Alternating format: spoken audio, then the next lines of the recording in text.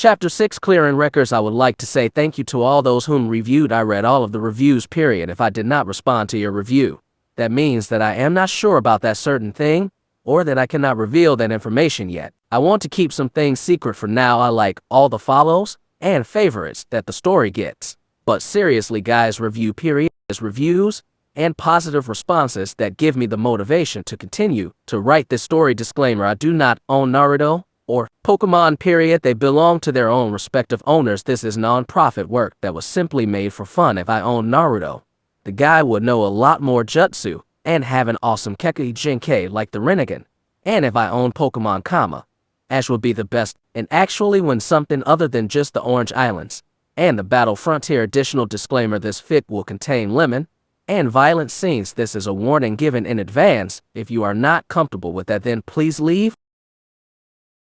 6. Clearing Records. When I get out of this, you will pay.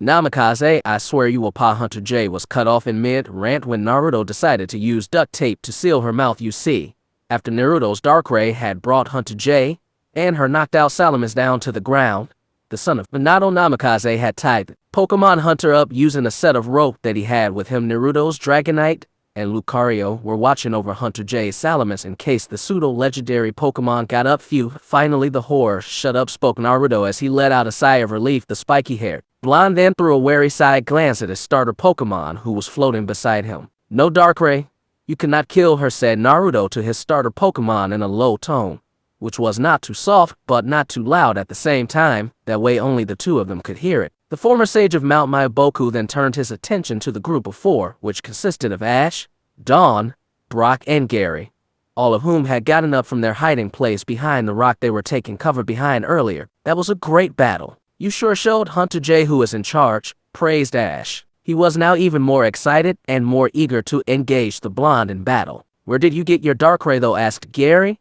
and Brock almost at the same time. Darkrai was about to go after the other humans. Darkrai did not want his master to have to answer any questions that made him uncomfortable. Naruto seemed to understand what Darkrai was thinking and held up his hand in front of the pitch-black Pokemon to tell it to stop. Naruto then groaned inwardly. This is going to take a while. Now how much should I tell them, thought Naruto. Alright, listen up you guys. I am not going to repeat myself. Also be sure to keep quiet and reserve any and all questions that you may or may not have until I am done explaining, said Naruto as he started to tell the others about his first encounter with his Darkrai. Negative 15 minutes later, and that is about it, I guess, stated Naruto as he finished telling a slightly watered-down version of how he met his Darkrai. So you saved your Darkrai from a group of Pokemon poachers. I guess that is why you were so determined to save the Shieldon from Hunter J earlier. You even honed your medical skills so that you could always treat Pokemon on your own without relying on anyone else. Your bond with your Darkrai is definitely very strong. Those sentences were said by Gary, Dawn, Brock, and Ash respectively. That is right, confirmed Naruto with a nod. The hearing sense of a shinobi was much more sensitive compared to an average human, due to their danger sense of having to listen to even the slightest change of movement or scenery during a mission. This was even more true in Naruto's case. Having the nine-tailed demon fox, Kurama, sealed into him had heightened the blonde's senses even further. And even though Naruto had no idea of what happened to Kurama since he was teleported to this new world, Naruto's heightened senses still remained. So it was no surprise that Naruto could hear the sound of moving tires clearly while Ash, Dawn, Brock, and Gary could not. Naruto guessed that Professor Rowan must be on his way here. It was time for him to make his exit. Judging by the noise created by the tires of the moving transportation vehicle, Naruto guessed that Professor Rowan would arrive in about 10 minutes' time. Shoot, I completely forgot. I have to meet up with an acquaintance in 20 minutes' time. I have got to move, exclaimed Naruto as he looked at the watch on his hand and began to get slightly frantic. Naruto's Espion, Dragonite, Lucario, and Darkrai looked at their trainer before looking at the others, whom obviously believed what he was doing. All the while, they four of them had only one thought in their mind. Master is acting to save his ass again, thought the four Pokemon. And they were right too. Naruto was indeed putting up an act to con the others so he could get away before Professor Rowan arrived. If Naruto guessed correctly, then that meant that Professor Rowan would have probably brought some form of backup with him. And that backup would probably be a few members of the police department. That meant that if the police were here, they would arrest Hunter J and take her to prison. That was a good thing. The bad thing would be that they probably would want to know who was responsible for restraining the renowned Pokemon poacher. And that is where the things that Naruto did not like came in. If the others, Gary, Brock, Ash, and Dawn, told the officer that he, Naruto, was responsible for stopping and restraining Hunter J, then there was absolutely no doubt in Naruto's mind that the police officer would end up questioning Naruto. Naruto did not mind being questioned. What he did mind was the fact that most police officers, about 90% of them to be more accurate, were very suspicious. When I say suspicious, I mean very, very suspicious. They would ask a ton of questions, most of them being pointless, and then they would suspect you for even the slightest of things. Some of their suspicions were valid and legitimate. However, some of their suspicions were stupid, and some were even downright ridiculous. A lot of the members of the police force tended to screw up and commit follies while on duty. It was the reason why so many criminals managed to escape. Now, there were some good, efficient, and hardworking officers, but then again, those type of officers were very, very rare. Maybe Naruto was being biased. Maybe he was overthinking things. But then again, his last few encounters with police officers hadn't been too pleasant. Don't ask. You really don't want to know. Naruto would reserve his judgment for every different police officer when he met them. He would not let his opinion on other officers to affect his judgment. At least he would try his best to. No one was perfect after all. But anyway, Naruto was not in the mood to meet any police officers right now. He did not want to play a game of 20 questions with them. It was just troublesome. Great, now he was speaking like Shikamaru. Thus, this pretense was currently taking place. Though to Ash, Dawn, Brock, and Gary, they thought that the blonde was actually panicking that he was late to meet up with his acquaintance. Those naive little children. Such a pity. However, Ash, Dawn, Brock, and Gary could not be faulted. The few beads of sweat trailing down Naruto's face, and his eyes which were darting back and forth quickly and anxiously would end up fooling even the most skilled set of minds in this world. Those great minds just did not possess the deceptiveness and cunningness of which those whom lived in the shinobi world did. Seeing that he had managed to successfully bluff Ash and company, Naruto quickly returned his Espion, Darkrai, and Lucario to their Pokeballs before he mounted his Dragonite and made a hasty retreat, leaving Hunter J and her Salamence in the care of the others until Professor Rowan got there. Naruto had discreetly made a shadow clone and had it disguise itself as a pebble using the transformation jutsu when no one was looking. So technically there was absolutely nothing to worry about. The silver-haired bitch would not escape. Nearby location. About 30 to 40 minutes later. "What is this?" stuttered both Jesse, James, and Meowth as the trio found it hard to speak right now. Naruto raised an eyebrow as he looked at the three of them with a slight bit of mirth in his eyes. "This is half of your salary for the month. I realize that you will need funds to move around and all, so I decided to hand it to you in advance. You three will receive the rest of your pay at the end of the month," stated Naruto. After Naruto had ditched Ash and company, he had flown off to meet up with Jesse, James, and Meowth. The three of them then told Naruto that they would leave Team Rocket and agreed to join him. They promised to mend their ways and never try to steal any Pokemon ever again. Back to the four people whom were just mentioned. WHAA ad. But it is so much spluttered the three former Team Rocket grunts. "You mean to tell us that now that we are working for you, we will earn twice this much every month?" questioned Jesse. "Yes." Hearing the blonde shinobi's reply, Jesse, James, and Meowth's jaws all hit the ground in a split second. The three of them stared at the huge wad of dollar notes in Jesse's hands, which were trembling, I might add.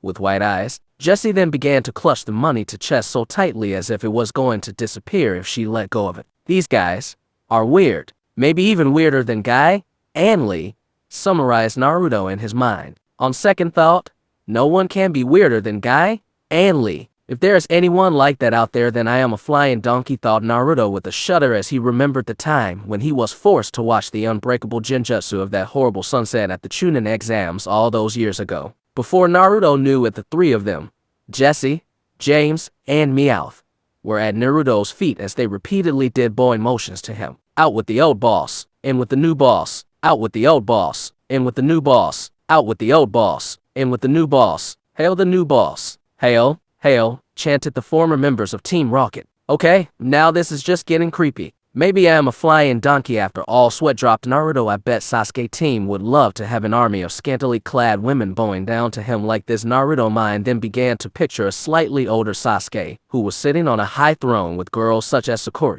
Aino, and Tenten, whom were all only in the undergarments, bowing at his feet. Naruto knew that something like would probably never happen, but hey, this was Sasuke. The team could even put those women under a genjutsu to make them women such as Sakura, Aino, and Tenten do what Sasuke wanted them to do. Man, the Sharingan was overpowered. Big time. And that was huge understatement in itself. Those stupid eyes could control the tailed beasts. The freaking tailed beasts, for crying out loud. Anyway, back with Naruto and the Three Stooges. Quit it, you three buffoons, yelled Naruto, getting irritated. Yes, sir, answered the three of them as they gave Naruto a salute and stood up straight with their arms at their sides. Frankly speaking, this scene made it look like Naruto was an army general, and the three of them were new recruits to the army. In a way, it was true. Naruto cleared his throat to get their attention. Listen, you three. I am not paying you three for nothing. When you are working for me, I expect you to give it your all. No slacking off. Is that clear? Asked the blonde, his face turning serious as he looked at them with slightly narrowed eyes. Crystal clear, sir. We will not let you down, boss, replied the three of them. Naruto's oppressive gaze on them earlier had made them fidget a tad bit, but they held their resolve to not lose their nerve in front of their new boss. Now I feel like a Hokage. Only problem is it feels wrong in a sense. It feels too much like that time when the creepy guy was in charge. What was his name again? Danzo? Danzo. Oh yeah, that's it. Danzo was his name, thought Naruto. So what do you want us to do for you, boss? Inquired the trio of former Pokemon thieves. Alright, you three, listen closely. The first thing I want you to do for me is, somewhere in the Johto region, about 3 hours later, a single individual was seated in a luxurious black message chair in a room of a huge mansion. Now, when someone was sitting in this kind of chair, you would expect her to be simply kicking back and relaxing. But no, that was not the case with this person. This person was a tall, thin man with bright scarlet red spiked hair, pale skin, and dark brown eyes. He was dressed in a medieval-looking navy blue tunic with a red-orange trim, a brown belt around his waist, and a pair of large black boots with a couple of orange rings around the top of each boot. The cuffs of his long sleeves were black in color with an orange zigzagging trim separating the cuff from the navy blue part of the sleeve. He was sporting a long, flowing cape around his neck, which was black on the outside and crimson red on the inside. This person was none other than Lance, probably the world's strongest dragon-type Pokemon trainer. The fact that he was the champion of both the Kanto and Johto regions further solidified the earlier statement. Currently, Lance was scanning through the contents of a blue ring file, which was in his hands. The aforementioned file contained the past records of none other than Jesse and James. Lance remembered how one of Naruto's agents had come in last week and handed him a blue ring file, telling him to scan through the info in that file. That agent had told Lance of Naruto's plan to try and recruit Jesse and James to work for him. But to do that, Naruto needed a tiny little favor from Lance. That favor being that Naruto needed Lance to help him get both Jesse and James a clean chit so that they could start their career afresh, without any problems and complications holding them back. Upon learning that Jesse and James had not joined up with Naruto yet at that time, 1 week ago, Lance questioned Naruto's agent on how he was so sure that Jesse and James would even agree to join up with Naruto. Jesse and James are not entirely bad. They may have done some bad things in the past, but Naruto still feels that he can salvage the situation and set them back on the right path. Despite the fact that he hates Pokemon thieves, Naruto is not blind. He can see who is evil and who is not. Jesse and James simply want to be acknowledged and want a place to belong. Naruto plans to offer the two of them just that. The two of them will join up with Naruto. There is no doubt about it. Lance could still remember those exact words that Naruto's agent had said to him when they met exactly 7 short days ago. Well, perhaps agent wasn't the right word. Naruto had actually sent a transformed shadow clone on his Dragonite to send the message to Lance 7 days ago. But the cape-wearing man did not know that, and he did not have to for that matter. It was a good thing that Naruto had put extra chakra into the shadow clone. It would have done no good if it dispelled. That would have put Lance on the edge as to what was going on. Lance was actually one of Naruto's closest friends. Naruto did not know that many people in high places, but a select few were more than enough. Naruto only needed help in a very few areas. most of the other things he could do by himself, without much trouble to boot. He was a shinobi after all. Lance's interferences behind the scenes had also been what had allowed Naruto to stay hidden and unknown to most for such a long time. The leader of the G-Men had been a bit wary about the blonde when the two of them first met, but after a while Lance had learned that Naruto was not a threat. Thus, he had helped the Namikaze keep his identity a secret until Naruto was ready to reveal himself to the world. The task that Naruto had requested, clearing Jesse and James' past misdeeds, certainly wasn't too hard for Lance to accomplish. Being the head of the G-Men did give him some privileges after all. The fact that the two Team Rocket members that Naruto had taken and weren't too high on the food chain made things easier. That meant that they had not been involved too much in all the big stuff that Team Rocket had been doing over the last few years. The fact that Jesse and James had not been put behind bars before also simplified the task greatly. Lance looked at the ring file in his hands once more. Letting out a sigh, he got out of his message chair and decided to just do what his blonde friend had requested of him. At the Sinoli Tower, later that day, at around 6 in the evening, a few hours after Naruto had managed to defeat Pokemon Hunter J, Flint, Cynthia, and Aaron were on the second floor of the Sinoli Tower. Lucian and Bertha were not in the tower at the time. This floor was filled with things that were meant for relaxation, such as an indoor pool, a snooker table, and a huge flat-screen TV. I can't believe that my favorite show was canceled. Now I have to wait 3 weeks before I can see the next episode. Fake sobbed Aaron as he put his face in both of his hands dejectedly. He, Flint, and Cynthia were all currently sitting on a large sofa which could seat 5 people. Cynthia was seated on the left end of the sofa. Flint was seated on the right end of the sofa while Aaron was seated in the middle. The trio all enjoyed watching the aforementioned TV program, but Cynthia and Flint were not as addicted to it as Aaron. The three of them were flicking through all the available channels, looking for something adequate to watch. Since they could not find any nice TV programs, the three of them settled on watching the news channels for the time being. Stop being a crybaby, Aaron. Your show got put off for a couple of weeks. So what? Life goes on. Deal with it, said Flint as he playfully gave Aaron a light slap on the back. Easy for you to say, muttered Aaron under his breath. Flint, stop disturbing Aaron, already chided Cynthia. We have more information regarding this afternoon's capture of the criminal, Pokemon Hunter J, said the voice of Rhonda, the host of Sinnoh Now, which was currently being aired on the television. This immediately caught the three people's interest. Cynthia, Flint, and Aaron dropped whatever they were doing or thinking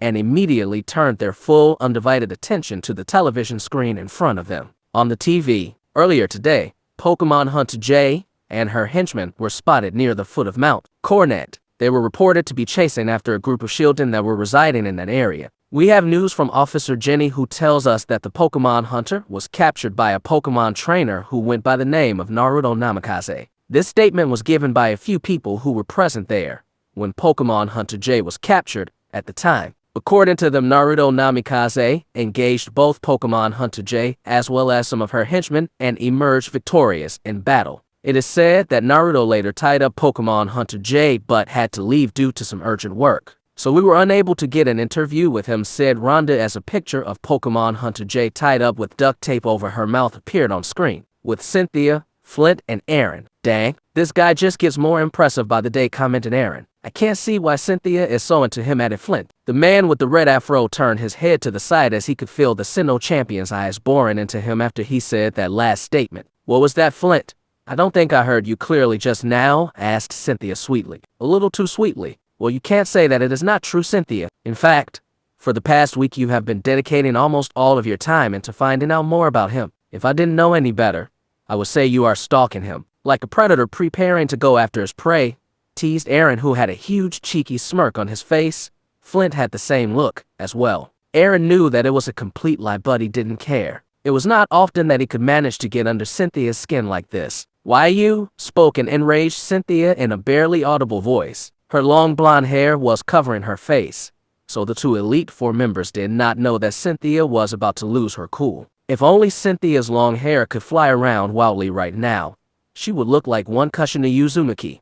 Only difference being her hair was blonde while Kushina's was scarlet. Maybe Cynthia could earn herself the nickname of the yellow hot-blooded habanero. Without warning, Cynthia took out a Pokeball and threw it, letting out her Garchomp. Garchomp, fetch, commanded Cynthia as she glared daggers at Flint and Aaron. Garcomp followed his trainer's line of sight and saw the people that were angered his trainer and causing her trouble. When Garcomp let out a snarl, Flint and Aaron knew that they were fucked. Oh shit. Maybe teasing her wasn't such a good idea, thought the two of them as they quickly got off the sofa and hastily attempted to reach for their Pokeballs and then attempted to save their skins. Unfortunately, Garcomp's speed was greater and the pseudo-legendary Pokemon managed to knock away their Pokeballs before Flint and Aaron could reach them. Run for it, yelled Flint and Aaron as they ran as fast as their legs would carry them. About 10 minutes later, you could hear their, Flint and Aaron's, girlish screams echo all over the building, with Scott and Brandon.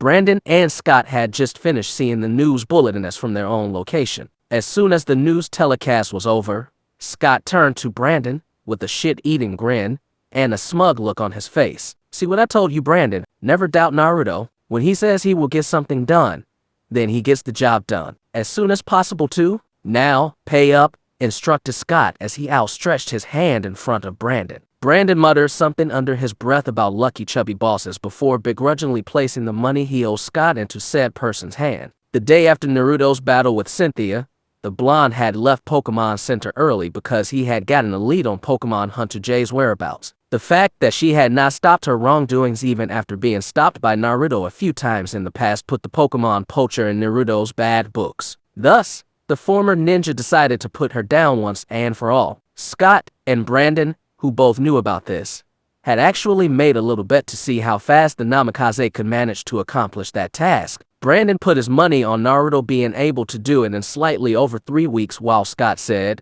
that Naruto would manage to do the job in less than 20 days. And Scott's faith in Naruto had been proven fruitful as Naruto had managed to succeed in just 16 days. At some random Pokemon Center in Sinnoh, a certain purple-haired trainer was getting his Pokemon Kama, which he had left to be healed, from the nurse Joy that worked at that Pokemon Center, when he saw the announcement made on Sinnoh now on the television at the Pokemon Center. So you are playing the hero now. Person, are you really Namikaze? How much power are you hiding? Thought Paul as the gears in his head began turning as he began to think of Namikaze's true personality and power. When Paul learned that Naruto had managed to defeat Pokemon Hunter Jay, he was not surprised. Not at all. In fact, the trainer from Veilstone City would have been shocked if Naruto had been defeated by the silver-haired Pokemon thief. The blonde had shown Paul the difference in skill between the two of them during their last encounter at Amity Square. That encounter was not one that Paul would forget anytime soon. Paul still did wonder what was the full extent of the Genin's power. Sure, Naruto had defeated Cynthia's Garcomp in battle, but that was only a one-on-one battle. Paul's mind was pondering many other things as well. He wondered what Naruto's full team was like. Naruto certainly had more powerful Pokemon with him than his Dragonites, such as his Lucario and Latias, and that Dragonite was already crazy strong to begin with. So that begged the question, what was Naruto's strongest Pokemon? Paul opted to worry about this later. He would train his Pokemon one last time today before he let them rest. He had to get stronger. He would make sure that he was a lot stronger. He would never want to be that humiliated in battle ever again. His loss to Naruto, simply put, was downright embarrassing. With that, Paul made his way out of the Pokemon Center and started to look for a place to train his Pokemon. He would depart for Heart Home City tomorrow. -1 week later. Heart Home City Stadium. The Heart Home City Stadium was the venue for the Heart Home City Tag Battle that was held there yearly. There were many competitors and fans alike that were present at the stadium as they waited for this year's competition to get underway. It is battle time. Get ready for some action, declared a cheerful man with black eyes, gray hair, and a mustache. He was dressed in a blue suit with a red bow tie. He was also wearing a pair of white gloves and a blue hat that was the same color as his suit. He was currently standing on a raised platform in front of all of this year's participants. His statement was met with loud cheers from all the others in the stadium. Ash, Dawn, and Brock were amongst the participants that were listening to the man's speech. The atmosphere at this competition makes it feel just like the Pokemon League, pointed out Brock. I can't wait for this tournament to begin. This is so exciting, chirped Ash as his Pikachu, which was seated on his shoulder, let out a pika, agreeing with his trainer. Welcome all tag battlers. Welcome to Heart Home City. I am sure that all of you will have a fine time participating in this tag battle tournament. And I should know, I am the MC for this event. My name is Enta and I am the Heart Home City Mayor, announced the same man as before who was now known as Enta. Again, his statement was met with applause and cheers in the stands of the stadium. Wow, what a windbag. This guy sure talks a lot, commented Jessie from the stands. She was selling food here with James and Meowth to raise a little extra cash. Just because they now earned more under Naruto did not mean that they could not do odd jobs like this from time to time anymore. I thought that you guys would admire his commentary skills. I certainly do, spoke James, who had his Mime Jr. resting on his right shoulder. Mime Jr. W was a small, pink Pokemon with dark blue legs and a hat, which appeared crooked and had a white ball on it. A red bump appeared on his stomach, and a typical red clown nose appeared on his face. It had slender arms and small hands. Not when this guy keeps on bagging the same wind over and over again. The main reason we are here in the first place is because the boss wants us to observe how the people in this competition battle, so that we can learn more about teamwork, stated Meowth. This tournament won't be much of a competition. With the boss competing, I don't think anyone else, aside from the person the boss gets paired up with, really stands a chance, said Jessie, letting the others know what she thought about this. Just then Jessie's Wobbuffet decided to come out of his Pokeball and say his name to show his opinion on the situation. Not that anyone cared. Wobbuffet was a tall, cyan Pokemon with a soft body. His eyes appeared scrunched, and it had a jagged upper lip. It had flat arms that were wider towards the tip and 4 stubby legs at the base of his body. It had a black tail with 2 eye spots on it. Oh look, it seems that they are starting to pair up.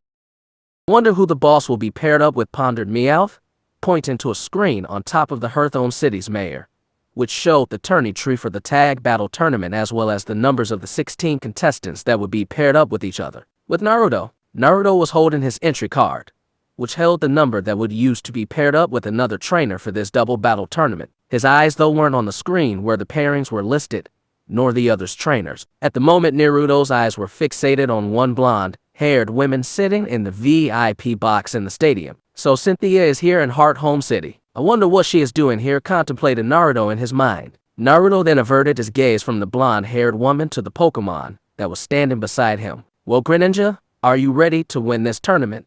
Asked an enthusiastic Naruto to his Pokemon, which was out of his Pokeball. Greninja was a large, bipedal, frog-like Pokemon. His body and legs were dark blue, with single large white bubbles on his legs and arms and white spots over his eyes. On the sides of each of his upper thighs was a light blue, 4-sided star. His back feet had 2 toes, while his front feet had 3 toes. His feet were webbed, and it had a yellow chest and a yellow and blue face. It had eyes with white sclera, red irises, and white pupils. A large, projecting dark blue stripe ran down the middle of his head, with projecting light blue stripes in between his large, yellow ears. His mouth was hidden behind a large, pink tongue that wrapped around Greninja's neck and extended outward behind his head. In response to his trainer's question, Greninja simply got into a battle stance, showing his eagerness to crush all of the opponents that it would face. And that concludes the 6th chapter of the story. Well guys, I am back.